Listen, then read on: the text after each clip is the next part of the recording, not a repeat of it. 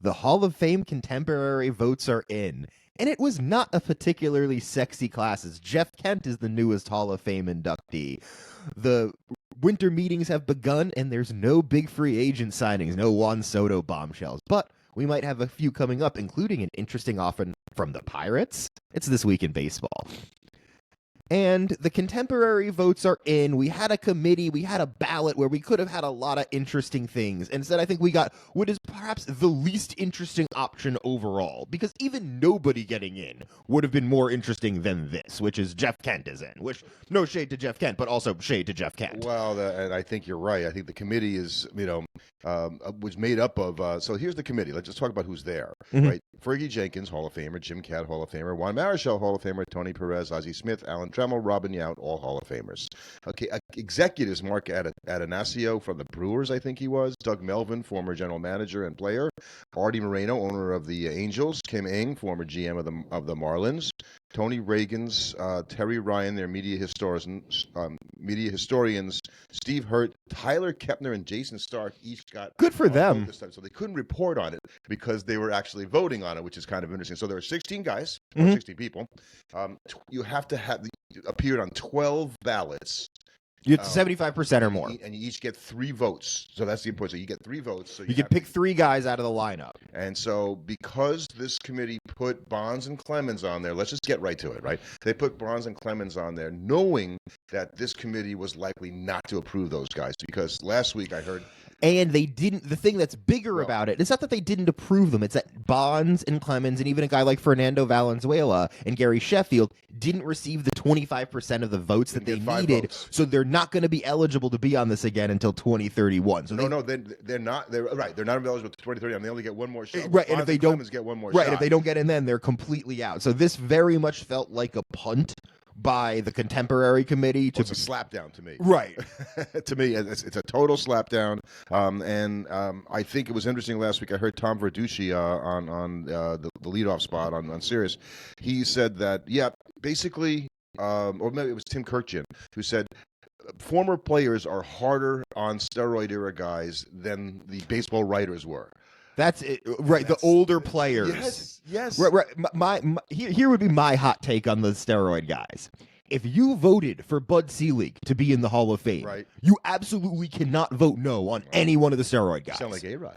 No, I believe that because look, Bud Selig profited off of steroids in baseball up until the minute he didn't and turned around and became an anti-steroid crusader. And to act like he didn't know what was going on and didn't benefit from steroids in the game, and then to turn around and be like, well, he gets to be in the Hall of Fame, but none of you guys do, is just, it's the peak of hypocrisy. So we'll talk about Kent in a second, because we should talk about him. He deserves it. He got to be in there. Right, he gets in there. Let's just talk about him. Okay. In some ways, I think the former Met. He's not going to go in as a Met. Most likely, probably going to go in as a Giant. Yeah, I don't see. I think the contemporary committee didn't do this as much for Jeff Kent as they did it for everybody else. Yeah. So that nobody else has to share the stage with Jeff Kent when he gets in the Hall of Fame. And that's interesting. Now Kent was also one during the year to really look down upon all the performance-enhancing drug people. His own teammate. Well, he also looked down on just about everybody. Well, and I think he would prefer to be called intense than dislikable. Right. I would describe him as a mercurial player, and that feels like a generous description of what he's rumored and purported to be. But, I mean, there are very few guys that I've heard as universal disdain from former players as Jeff Kent, which is just surprising for a guy who was a Hall of Fame talent. Well, he was an MVP in a year that you could have given it to Barry Bonds, because at that time Barry Bonds could have been the MVP every year. Right, it's the Ohtani situation with him. At that point. And he hit 351 homers as a second baseman of his 377 career homers. That is the most all-time for any second baseman. So if you go around the diamond and you think about who has the most home runs at each position, are they all Hall of Famers? And they aren't, but only because at first base is Albert Pujols, who's just not in yet. And in left field it's Barry Bonds, who's just not in yet. So, or not in, maybe never, ever, kind of thing. So I think it was a good homage to guy to say, okay, we're going to put the guys with the most home runs at his position in there. We value that as baseball. And defensively, I don't remember Kent being particularly. Here's what I think about him. He wasn't that bad defensively. Is what in my mind, right? So I looked it up and all that, and he's slightly below 0 as a D-WAR for his career, which as a second baseman you would tend to go down over time. Right. But he's 52 runs below average as a fielder, and that doesn't reflect itself in D-WAR. Right, and that's what also kind of kills me about Kent is that it's not like Kent is the de facto best offensive second baseman of all time. There's a lot of guys you could put on that list. That should be in the Hall of Fame, by the way. Lou Whitaker, hello. Right. So I run into the issue with Kent where it's just like, okay, he was a very good offensive second baseman and not a very good defensive second baseman. That's why it was always hard for me to put him all in the Hall of Fame, because if I'm just looking at lists of even guys on this contemporary committee, there are guys on this contemporary committee who I would say, well, they were definitely better baseball players than Jeff Kent. Yeah. So is this a vote for Kent, or is this a giant middle finger to Barry Bonds? Yes. And it's interesting because Kent, as much as they say, well, he helped Bonds when he was in the lineup, right? Because having another hitter like that is like, how about the other way around? How about Jeff Kent benefiting the fact that he had Barry Bonds in the lineup, and the chances are they're going to pitch to him a lot more than they're going to pitch to Barry Bonds. Look, you want to spread a conspiracy theory. You don't think it's interesting that Jeff Kent's home run numbers sharply jumped when he showed up on the Balco team in San Francisco and then vanished the moment he left there? I mean, I'm just saying, everybody gets on Barry Bonds for not hitting home runs with the Pines, showing up in San Francisco, hitting a zillion home runs, and then not doing anymore. That happened to Jeff Kent too, but everybody's like, oh yeah, no, he had to have been clean. But I like you, I have no problem at all with him being in the Hall of Fame. I don't have a problem with Jeff Kent specifically being in the Hall of Fame. I have a problem with the other guys not being in the Hall of Fame, because at the very least to me, if you're going to put in Jeff Kent in there, Bonds, Clemens, and Lou Whitaker should all be in the Hall of Fame. Yeah. So it's just like, and that's not even bringing up guys like Delgado and Mattingly and Dale Murphy, who also all have arguments. I think Fernando Valenzuela is hard to put in the Hall of Fame simply because he just does not have the breadth of career work. There's an honor in the Hall of Fame for Fernando Valenzuela. I'm not sure exactly what it is. It doesn't have to be Hall of Famer. It's hard for me. Right. It's hard for me to put him in the position as a Hall of Famer because there's an element to career length, which is something Kent has that you can never give to Fernando. Yeah. And so when I'm going to write about this, I think about it, and I'm not the only one to feel this way. I think I read Ken Rosenthal feels the same way as I'm going to tell you I do, and that is obviously Bonds and Clemens, were accused of PED usage before there was a testing program in place in 2004. Okay, so Bonds played after that. Clemens barely. Did not. He really did. He played a couple of seasons after that. His last season was 2007, but he was never tested positive after the program was in place. Okay, people will say, well, he stopped doing it by then. The point is that to me, if he was never actually, picked up doing this, as opposed to, and I hate to say this is going to hurt me to say this, that Manny Ramirez, who I'm in favor of Hall of Fame wise, but you want to draw the line there and say Manny came up positive after the multiple times. You want to ding him for that and say he doesn't get in? I'm okay with that. Yeah, I'm totally okay with anybody who basically came up like Robinson Cano, darn Hall of Famer, until he's not. Right. And so that's why you can't put a guy like that in there if you feel that way. I could go against that, but I totally get but saying that Bonds and Clemens shouldn't be in there just because we knew they did it. Like okay. Well, never came up but with my a policy. Take, they're just jealous because Bonds and Clemens were better than them. Yeah. And that feels bad to say about a guy like Juan Marichal, but let's be honest. If I'm looking at their two careers and you ask me who you want on the mound in a game, I'm picking Clemens. Yeah. And that has to eat Marichal up on some level. That's saying something. Right. He's one hell of a pitcher. Right. But I'm saying, if you're a position player and you're sitting there going, man, it's got to eat away at you on some, and it's probably even more with a guy like Bonds, where you go, you didn't need to do, you were better than me without the steroids. Yeah, it would bother them. Right. He was better. But there wasn't a program in place to test, and people. I've said it a million times.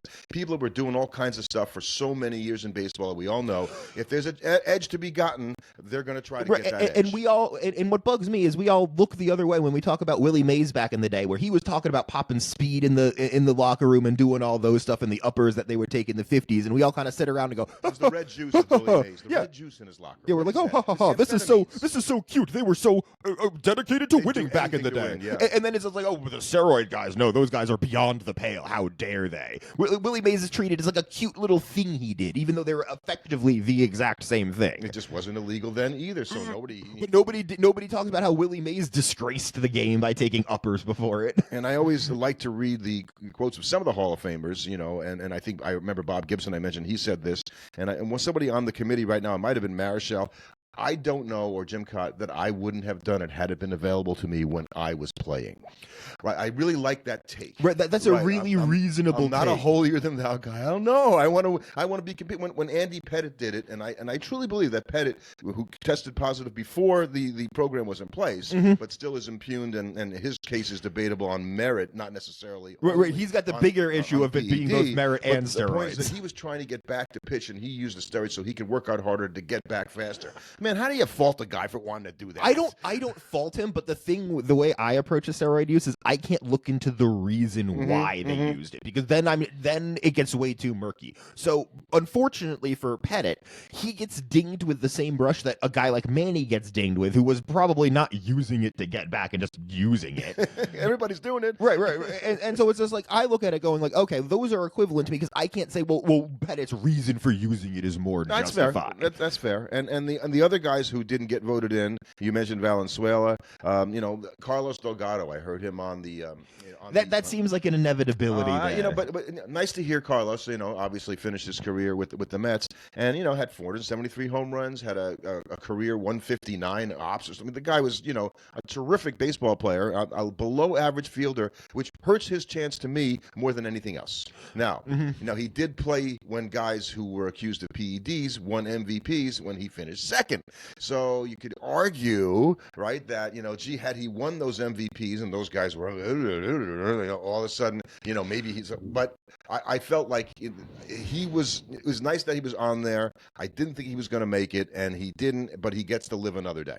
I do think it's interesting that I feel like they also had to put in Kent. They had to put in somebody, because this is a Hall of Fame ballot, because the writers and people that are voting on the Hall of Fame are starting to put out their ballots as they send them in. This is a year where we very, very possible could have no Hall of Fame inductees. So if you didn't put in Kent through the contemporary committee, you'd have a year with nobody getting in, which they don't want, because that's a whole year where you get to not have the pomp and circumstance at the Hall of Fame. You want to do that every year for at least one person. But you think about 16 guys, and they debate this stuff right in the room. I can imagine these 16 people having this conversation and settling on Jeff Kent. I just wonder how that conversation went. Right, like never on these guys. So let's just take them out. We got to put in. I feel like we got to put in somebody came up at some point. We're now down to, okay, so who do you want of the guys left over? I thought I should say Dale Murphy. I felt like there was a groundswell of support for Dale Murphy, sort of like, that's not enough. People feeling bad for you isn't going to be enough. One more home run. I just don't think they got that wrong, but I do think that they got it wrong when it comes to the guys who, to us, are clear Hall of Famers. Like I said, good on Jeff Kent. Will he be alone in Cooperstown? That's an interesting point. I think Carlos Beltran might end up in the same place as Kent in that we got to vote somebody in. We don't want a year where we don't put nobody in. But it would be ironic that Beltran, who's been dinged not for his play, but for his behavior and conduct in 2017, would be the guy to get in, and Kent. It would be a very interesting juxtaposition. Right. A guy that's really well liked, and Jeff Kent. And both of them played for the Astros and the Giants. That's weird, too. That is weird. Anyway, so we'll talk about the actual vote for the Hall of Fame, and hopefully we'll be able to get Daniel Brown to join the votes us are starting to come in now, so we'll start getting a better picture of where people are probably in a couple weeks. Probably by January, we'll start having an idea. We'll get the Hall of Fame tracker going soon, right, and they get the daily updates and all that stuff, and I look at that stuff way too much. So anyway, so the winter meetings are going on right now, right? And we did not get a winter meeting surprise to start this year. Yeah, last year kicked off with such a bombshell with the Soto signing as Met fans dropping on Sunday night last year. So we were waiting. I was waiting last night. There was going to happen, right? Right, and nothing's happened. No. The Dodgers re-signed Miguel Rojas. Well, that was last week and all that. So no. So which of them? Cedric Mullins to the Rays. That's not getting your needle moving. Yeah, I like that player, and it was so bad with the Mets. It was like Ryan Helsley. Like, you just can't say anything, but it was bad. Yeah. Anyway, I think the three players that are probably most likely to go first, I'm thinking are going to be Bellinger, Schwarber, and Kyle Tucker. Those are sort of the big name pieces. And Framber would be the other guy. And Alonso is in there too. Alonso, I don't put in the same tier as those guys. No, I don't. But I think he's a guy that could go, at any time. Somebody wants to make a splash. So of those three guys, the question was asked, say, who do you think goes first? Like, is there a domino effect here? Schwarber's going to go first. He's the biggest name on the market. People are looking to sign him and make a splash, and I think he wants to be done early. Yeah, and Tucker and Bellinger benefit from a bidding war more than he does. I just think that somebody's going to pay Schwarber because they're going to want this. So I think he could actually end up sitting there for a while. Last night there was a rumor that a certain team made $100 million plus offer to Kyle Schwarber. That being the Pittsburgh Pirates. Like I was saying, I was talking about that. We talked about that. How about they sign both Schwarber and Tucker? Right. But they offered a more than $100 million contract to Schwarber. So clearly the Pirates are out there looking to spend money this offseason. So that is a place I could want. If I'm Paul Skeens, I'm feeling just a little better. Right. And that's why they're doing this. It would not surprise me to see a guy like Pete end up in Pittsburgh. We that Schwarber is from Ohio. And so that brings the Reds into play. And just imagine the salivation that would take place with Kyle Schwarber batting in in a lineup that needed that in that park. So and the Reds really need that, right? I mean, They went and re-signed their closer in Emilio Pagan, but that wasn't their issue last year. Was their very inconsistent offense, which is surprising because I thought it was going to be so good before the season. I've said it before. I really like their players. Why isn't it? Even better than it should be. Because they made the playoffs. When you look at that, progress, right? They made the playoffs, but that has to be one of the most Pyrrhic playoff runs that we've ever seen. To make the playoffs to just get waxed in 2 games by the Dodgers. And having Kyle Schwarber on that team this year against the Dodgers, would that have made the difference and made the Reds? It would have given formidable opponents. I don't know. I want to say yes purely because it felt like the Reds lost their swagger in those games so quickly. It felt like there was almost pitching can do that. But it felt like there was a level of like, oh, we're not ready for this stage yet from the Reds last year. We got to the playoffs. We got to the playoffs, right. You don't have that sort of attitude when Kyle Schwarber is on your team. He's not going to let you have that attitude. He's going to be there to be like, no, we're here to win. That's good. And so I think, whether it's the Pirates or the Reds, I think, I think more likely he's going to go with the Phillies than any place else. I just can't see them not running this back another time. Only reason he doesn't go to the Phillies is somebody backs up a brink truck. And he's just like, I don't see a reason not to take a gigantic contract for my last one. I saw a quote attributed to Andrew Friedman, the Dodgers guy. If you're always rational about every free agent, you'll finish third on every free agent. That's really good. And I think it's true. There has to be a level of you have to fall in love with a guy and be like, okay, we want this guy so bad, we're willing to pay a little bit more than we think we should for him. Right. You have to go beyond. So if you're David Stearns of the Mets, I don't like to give pitchers long-term contracts. But the right pitcher, you'll give a long-term contract. The only way you're going to get like a guy like Framber Valdez is to give him a contract you don't want to. Exactly. and because you could sign a guy like Cody Ponce, goes to the Blue Jays, goes 17-1 with the KBO, and signs a 3-year, $30 million contract with the Rays. And most fans are going, Cody who? Yeah, right now, if you look at if the Jays are probably hoping, okay, can we capture that 1-year Fetty magic where Eric Fetty, the first year he came in from the KBO, was great.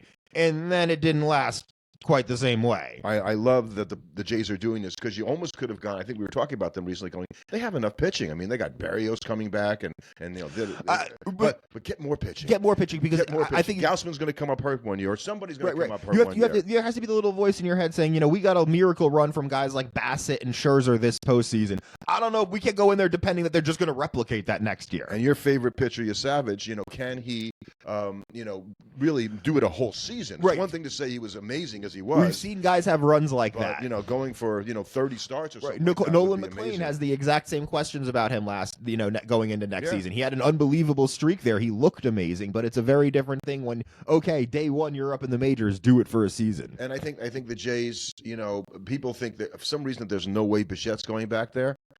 I don't know that that's such a sure thing. I think he could go back there. I think he could go back there, but I think Bichette is probably one of the last pieces to move this offseason because I think set the market first. Right, he's got to figure out what he can get because it's not like there's a lot of other specifically infielders on this market. There's not another big name infielder. You're right. So he's in a unique position. Ha-Sung Kim is not, and Bo Bichette's in a totally different category than Ha-Sung Kim, and so if you're a team that's looking to make a play on a middle infielder, like the Blue Jays, like the Braves, you might be thinking like, okay, wait a second, we need to get this done, because when you're stuck holding the bag with a consolation prize in this case, it's not going to feel. It's not like if you lose out on the Schwarber sweepstakes and you go and sign Kyle Tucker.